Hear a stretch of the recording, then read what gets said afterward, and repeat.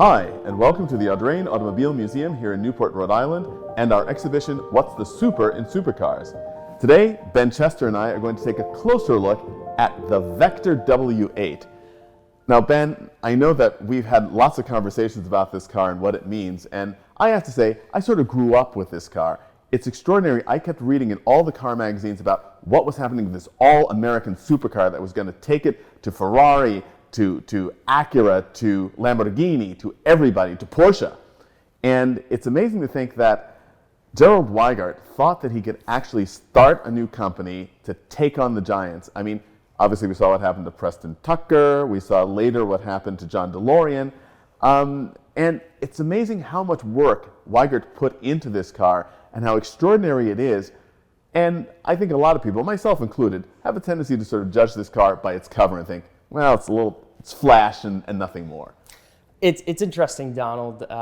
You mentioned all the hype. The term hype beast today, when you talk about street culture, whether you're selling shoes or sweatshirts or whatever, there's some sort of buildup, there's some sort of interest in it. And Gerald and the Vector team really nailed that.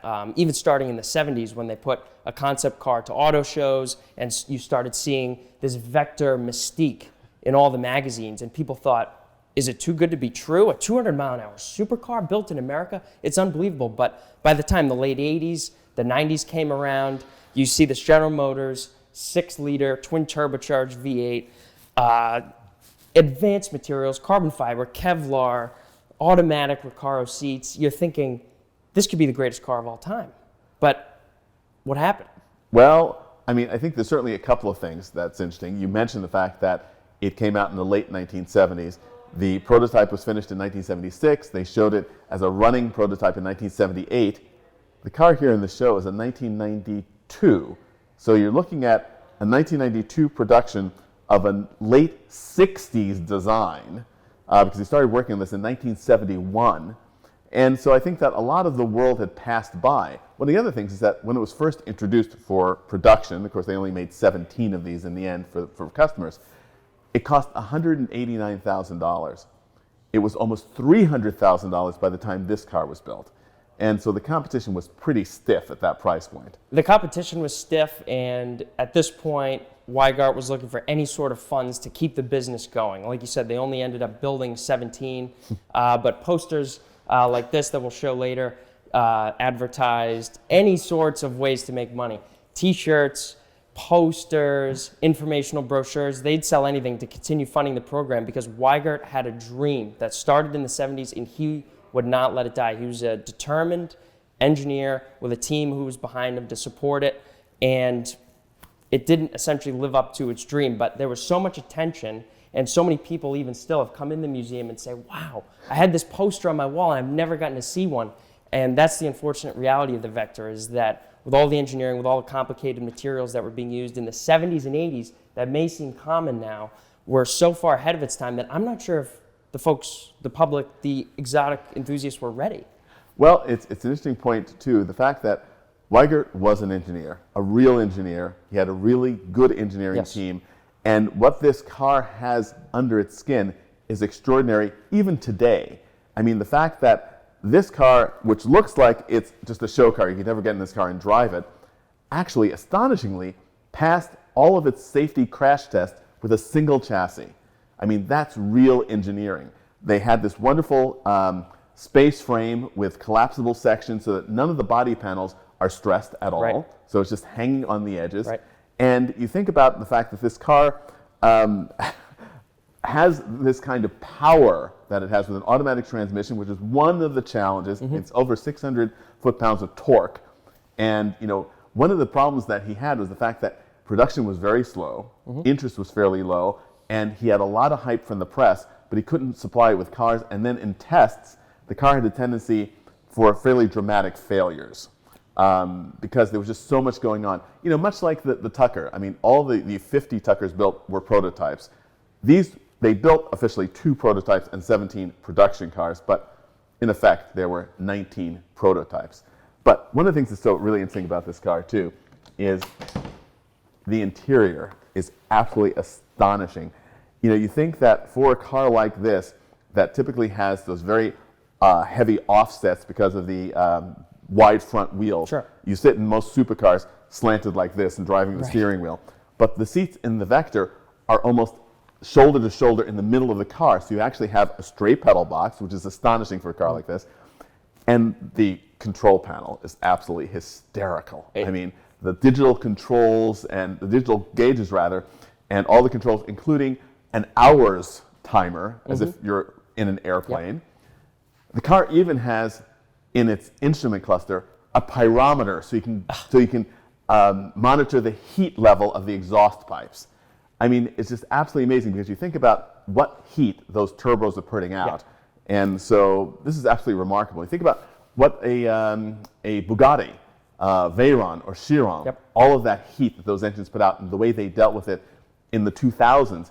This is now the 1970s. And that's what's really unbelievable about Weigart's dream, is that he didn't just want to build a supercar that looked great, which it does to some. It's very much a period piece. It is. Of the time. It fits the time. It's in that Countach, Testarossa realm. But Weigart didn't want it to just look good. He didn't want it to just go fast. He wanted it to be usable. He wanted the car to be reliable. He wanted people to sit in here, get comfortable, go on a nice drive, and customize the car to whatever settings he wanted, or the driver wanted to set. Like I said, you have memory Recaro seats, which at the time were absolutely out of this world. You have a 10-disc CD changer in place of an airbag in the passenger compartment.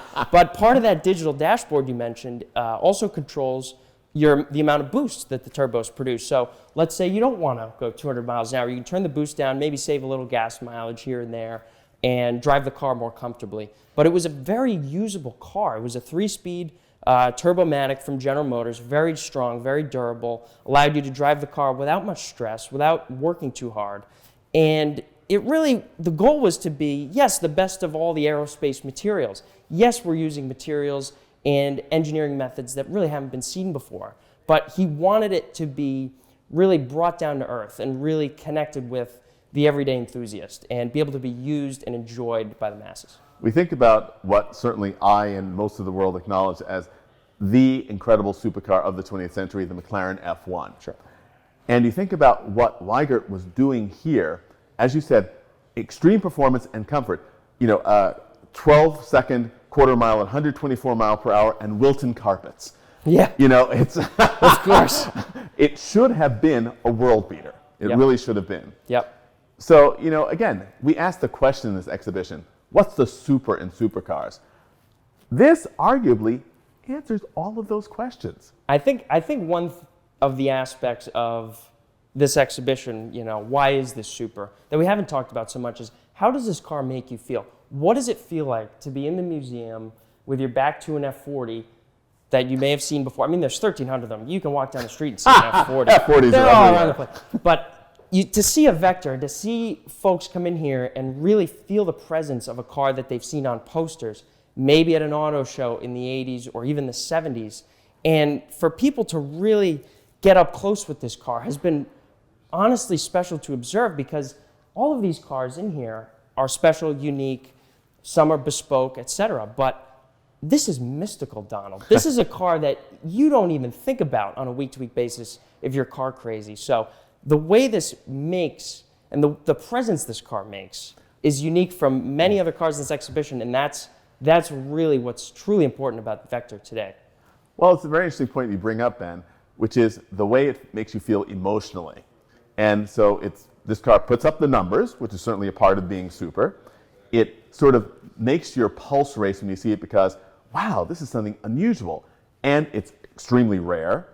And also, the fact that it's a concept that is so incredibly otherworldly, a car that you could do, theoretically, anything in. Well, it seems like you're ticking all the boxes. So are you saying it's a supercar? What do you think? I'm saying that this exhibition, which asks the question, what's the super in supercars, has made me ask questions, and I think that my answer on this car has changed since it's arrived in this gallery. I think the Vector W8 is absolutely a supercar. The build quality is amazing, not what you expect at all when you see this car, when you think about this car. And just the concept of it is so amazing and astounding. I think it's super. I would have to agree with you. And just like the McLaren F1 we mentioned, Weigert and the team looked at every aspect of this car. Look at the window design.